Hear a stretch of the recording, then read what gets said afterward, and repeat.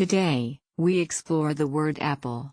It's simple but very useful in daily conversation about food and health. An apple is a round fruit that is usually red, green, or yellow. It is sweet and crunchy. Some learners confuse apple with other fruits like pear or peach.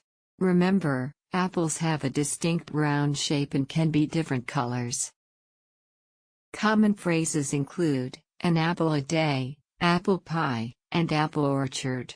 You can say eat an apple or buy apples. I eat an apple every morning. The apple tree in the garden is full of fruit. She baked a delicious apple pie. He bought a bag of green apples.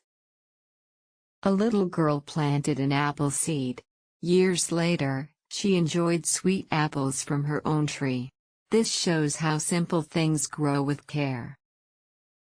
Think of the big tech company with the Apple logo. That image helps you remember the fruit apple easily. Repeat the word apple now.